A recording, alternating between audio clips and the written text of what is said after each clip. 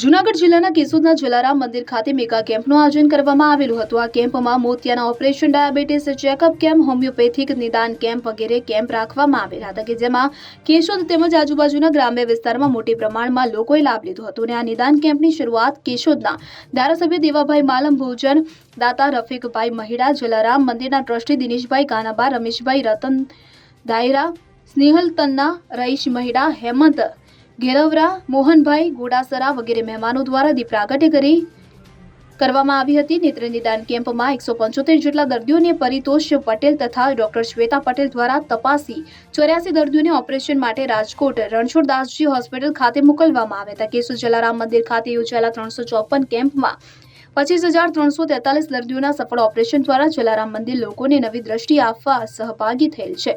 Homeopathy નિદાન કેમ્પમાં doctor Nikita Patel દ્વારા ₹250 જેટલા દર્દીઓના જુદા જુદા દર્દ અંગે માર્ગદર્શન આપેલ અને 80 જેટલા દર્દીઓને નિઃશુલ્ક દવા આપવામાં આવી હતી।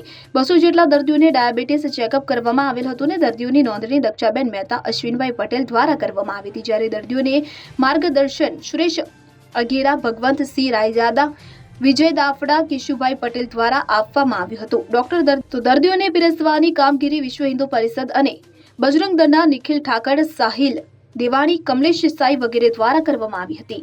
હું રઈશ રફીકભાઈ મહિડા આજ રોજ અહીં જલારામ મંદિર કેશોદ ખાતે નેત્ર નિદાન કેમ્પનું આયોજન થયેલું હતું।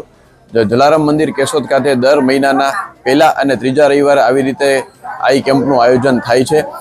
આ કેમ્પમાં ટોટલ આજે 175 જેટલા દર્દીઓએ આંખની તપાસ કરાવેલી, તેમાંથી 84 જેટલા દર્દીઓને કેશોદ જલારામ મંદિર ખાતેથી રાજકોટ રણછોડદાસજી ચેરિટેબલ હોસ્પિટલ ખાતે ઓપરેશન અર્થે લઈ જવામાં આવેલ છે।